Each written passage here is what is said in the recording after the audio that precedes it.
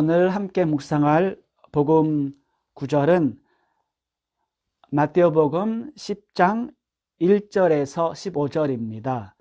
그런데 다 읽지는 않고 저는 1절에서 9절까지만 낭독하겠습니다. 예수님께서 12 제자를 가까이 부르시고 그들에게 더러운 영들에 대한 권한을 주시어 그것들을 쫓아내고 병자와 허약한 이들을 모두 고쳐주게 하셨다. 12 사도의 이름은 이러하다. 베드로라고 하는 시몬을 비롯하여 그의 동생 안드레아, 제베데오의 아들 야고보와 그의 동생 요한, 필리포와 바르톨로메오, 토마스와 세리 마떼오, 알페오의 아들 야고보와 타데오, 열형다원 시몬, 그리고 예수님을 팔아넘긴 유다 이스카리옷이다. 예수님께서 이 12 사람을 보내시며 이렇게 분부하셨다. 다른 민족들에게 가는 길로 가지 말고 사마리아인들의 고을에도 들어가지 마라. 이스라엘 집안의 길 잃은 양들에게 가라. 가서 하늘나라가 가까이 왔다 하고 선포하여라. 앓는 이들을 고쳐주고 죽은 이들을 일으켜 주어라. 나병 환자들을 깨끗하게 해주고 마귀들을 쫓아내어라. 너희가 거저 받았으니 거저 주어라. 성경은 하나님의 말씀을 전달하는데 과학적인 증거나 설명보다는 어떤 구원의 사건 그리고 상징적인 표현을 많이 사용합니다. 그 상징적인 표현 중에 하나가 숫자 개념이에요. 그래서 오늘은 그 숫자 개념에 대해서 짧게 설명해 드리겠습니다. 3, 4, 7, 10, 12 이 5개의 그 숫자가 완전함, 완벽함을 상징하는데 오늘은 12 숫자에 대해서 설명해 드리겠습니다. 12를 설명하는데 숫자 3, 4를 보시면 12의 숫자 12에 대한 뉘앙스도 좀 가질 것 같습니다. 3은 삼위일체 신비잖아요. 신약에서는 삼위일체 신비입니다. 제일 완벽한 숫자예요. 삼위일체 신비. 구약에서는 하느님의 거룩함을 강조할 때 다른 방법이 없으니까 3번 거룩하다, 거룩하시다, 거룩하시다라고 합니다. 강조해요. 그리고 이스라엘의 선조를 보면 딱 3분이 드러납니다. 그렇죠? 아브라함, 이삭, 야콥. 그리고 하느님께서 아브라함 천막을 방문하실 때 3분의 모습으로 방문하십니다. 주로 하느님이고 두 천사라고도 하고 아니면 삼위일체라고도 합니다. 때로는. 산은 간단하게 동서남북을 의미하면서 온 세계를 뜻합니다. 온 세상. 그래서 3 곱하기 4는 12가 되죠. 아브라함이 이삭을 낳고 이삭이 야곱을 낳습니다. 그리고 야곱이 12 아들을 낳습니다. 이 12 아들이 나중에 12 부족을 만들고 이 12 부족이 후손들이 이스라엘 백성을 만듭니다. 그리고 구약을 보면 계속 12 이 아들들의 이름이 나와요. 그만큼 중요한 역할을 했다는 겁니다. 그러니까 하느님께서 이 12 아들 부족으로 새로운 당신의 백성을 만드셨습니다. 그게 이스라엘 백성이에요. 다른 모든 민족들 가운데 이 이스라엘 백성을 선택하셨습니다. 그 당신의 백성으로 축성하셨어요. 그런 면에서 오늘 예수님께서 당신께서 추구하시는 하늘나라를 세우시기 위해서 12 제자를 뽑으셨습니다. 이 12 제자들, 사도들이 저희 교회의 기반 역할을 하게 됩니다. 그리고 요한묵시록을 보시면 12 성문 이야기가 나옵니다. 그 12 사도들의 이름이 성벽에 적혀 있어요. 그런 면에서 저희가 그 12, 12 숫자 개념을 이해할 수가 있습니다. 예수님께서 12제자를 가까이 부르시고입니다. 가까이 부르셨어요.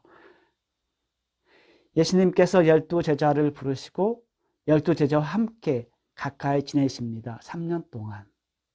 그리고 12제자들에게 많은 것을 가르쳐 주십니다.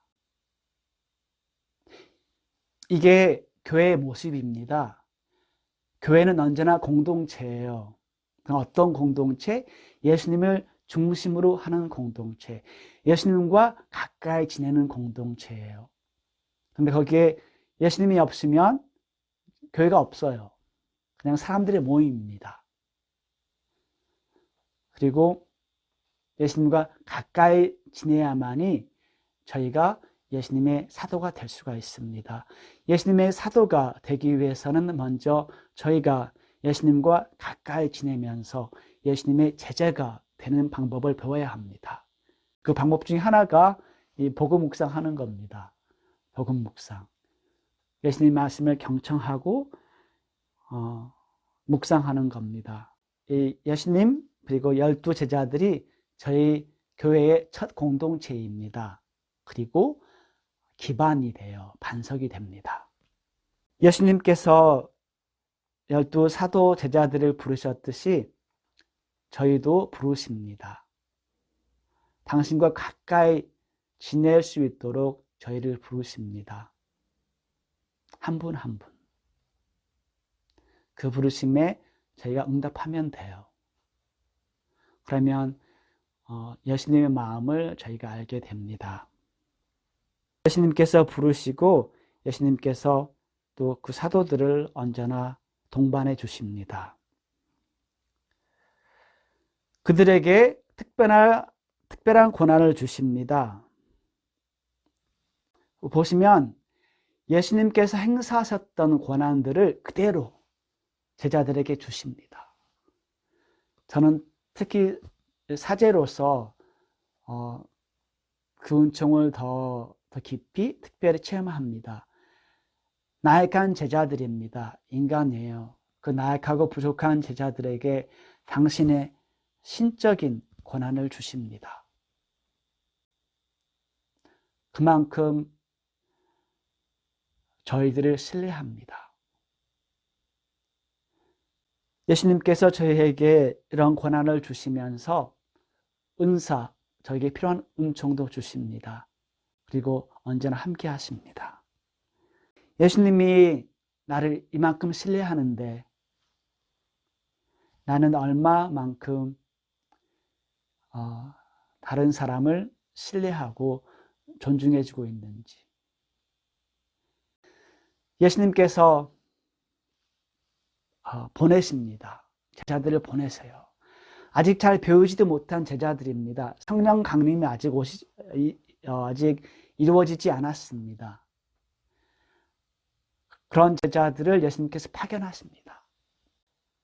저희 그리스도인은 예수님의 제자이자 사도입니다.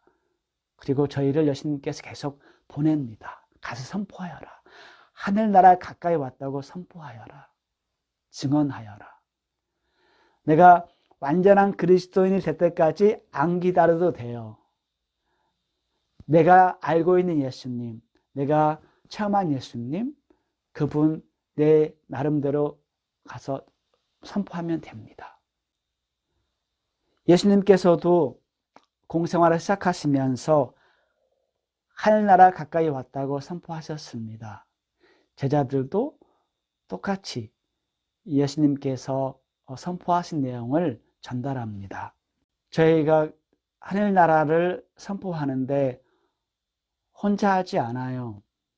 혼자 할 수가 없습니다. 성령께서 저희에게 필요한 은총을 다 주십니다. 그런데 저희가 하늘나라를 선포하는데 무엇을 선포할 수가 있을까요?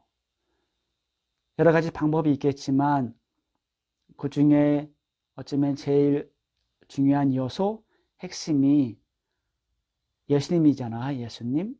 내가 체험한 예수님.